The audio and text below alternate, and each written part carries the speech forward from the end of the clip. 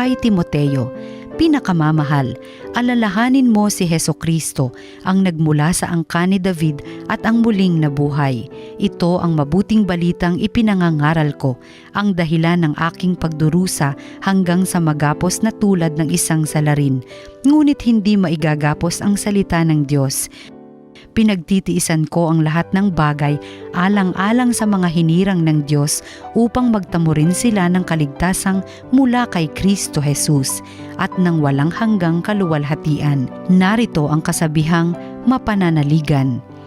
Kapag tayo'y namatay na kalakip ni Hesukristo, walang salang mabubuhay na kasama niya tayo.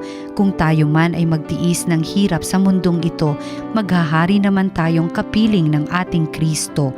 Kapag siya'y itinakwil sa harapan ng mga tao, pagdating ng takdang araw, itatakwil niya tayo. Kung tayo may hindi tapat, si Kristo ay tapat pa rin, sapagkat ang sa Kanya ay hindi niya itatakwil. Ipaalaala mo sa kanila ang mga bagay na ito at pagbilinan mo sila sa ngalan ng Diyos na huwag magtalo-talo ng walang kabuluhan. Walang ibubungang mabuti ang ganitong pagtatalo, manapay kapahamakan ng nakikinig. Pagsikapan mong maging karapat-dapat sa Diyos, manggagawang walang dapat ikahiya at tapat na nagtuturo ng katotohanan. Ang salita ng Diyos.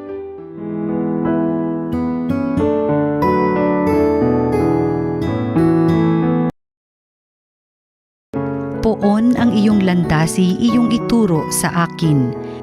Ang kalooban mo'y ituro, O Diyos, ituro mo sana sa aba mong lingkod. Ayon sa matuwid ako ay turuan, ituro mo poon ang katotohanan, tagapagligtas ko na inaasahan. Poon ang iyong landasi, iyong ituro sa akin. Mabuti ang poon at makatarungan sa mga salari, guro at patnubay. Sa mababang loob siya yaong gabay at nagtuturo ng kanyang kalooban.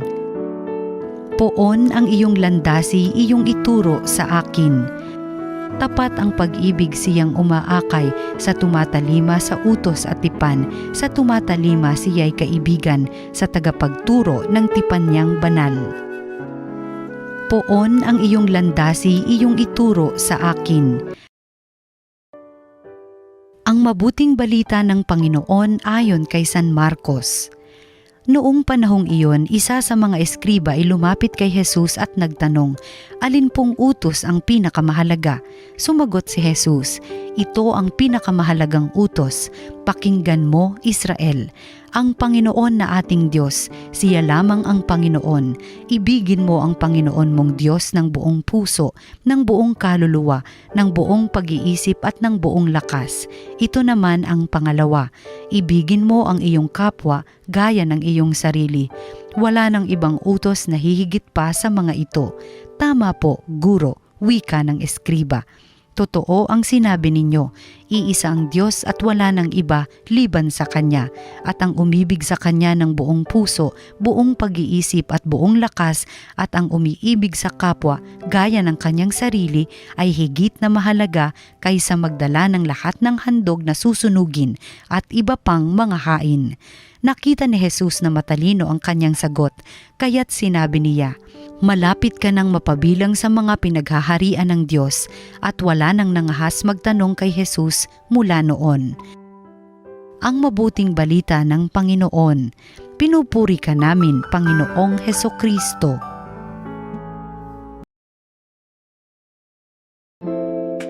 Magandang araw po mga kapatid kay Kristo. Ito si Father J.D. Zaldivar ng Archdiocese of Manila. Pagnilayan na po natin ngayon ang salita ng Diyos, salita ng buhay. Mga kapatid, sa chapter 2 po ng second letter ni St. Paul kay Timothy, mababasa po doon ang isang importanteng paalala ni San Pablo para sa atin. Sabi niya, hindi maigagapos ang salita ng Diyos. Hindi maigagapos ang salita ng Diyos. The Word of God cannot be chained. It cannot be chained. Sa maraming lugar ngayon, sa maraming mga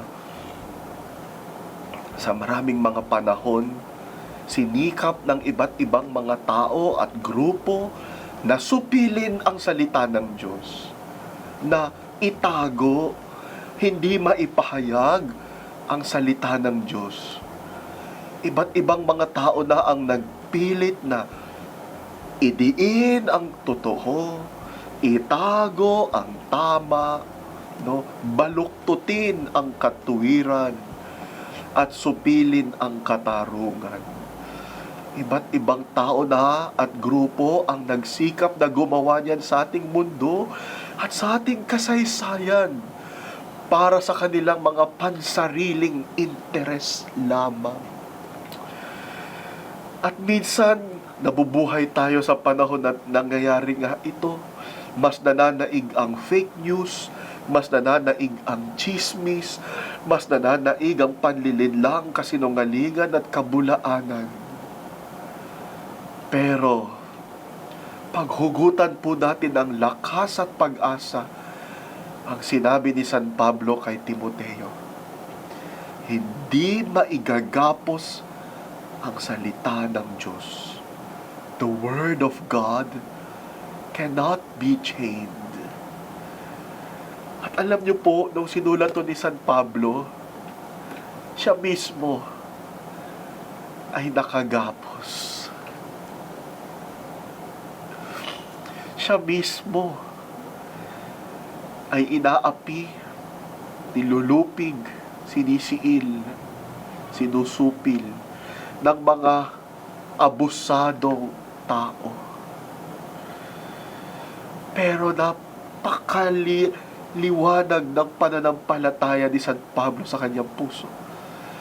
Kahit pa igapos na ako, kahit pa ikulong na ako, kahit pa pusasan ako, kahit pa tikumin ang bibig ko, busalan ang labi ko, kahit pa patayin ang katawan ni San Pablo, malalim ang pag-asa ni San Pablo na malaya ang Espiritu Santo at hindi maigagapos ang salita ng Diyos.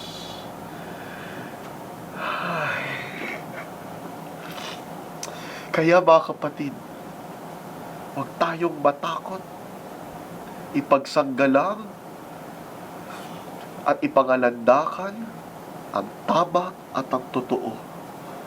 Ipahayag at ipamahagi ang Ebanghelyo ni Kristo. Ang katotohanan at kabutihan ang magwawagi sa katapusan, kahit na parang natatalo tayo ng kasinungalingan at kasamaan. Hindi maigagapos ang salita ng Diyos. Minsan, may kausap ako, kawani ng gobyerno.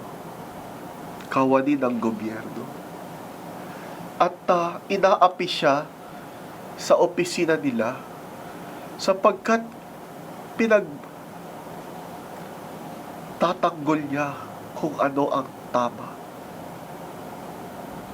Pinaglalaban niya kung ano ang dapat. At dahil kalakaran na sa opisina nila ang pagnanakaw at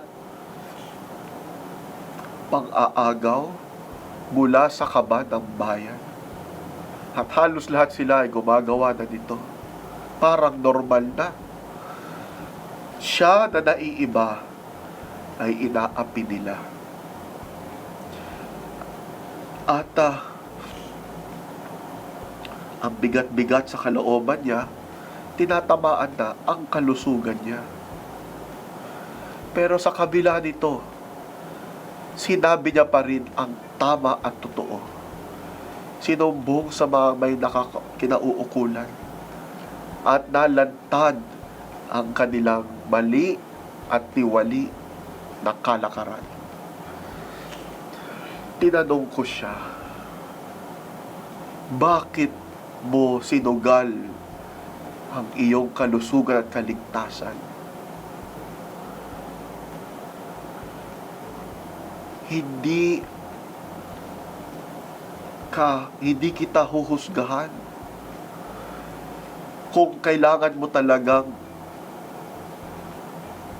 manahimik na lang. Sapagkat mahalaga rin ang iyong kalusugan at kaligtasan.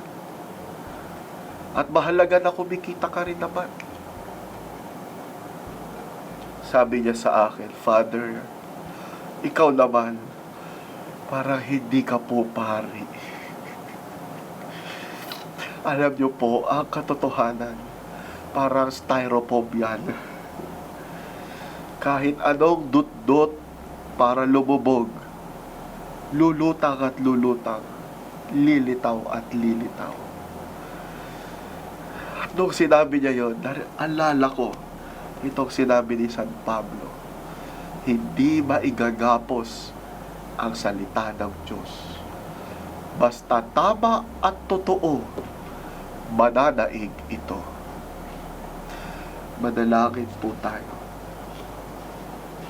Panginoon, salamat po sapagkat higit sa mga kakayahan at pagsisikap namin, ang kapangyarihan mo ay mas mananaig pa rin upang lumitaw ang tama at lumabas ang totoo. Tulungan niyo po kami na umasa lagi sa iyo.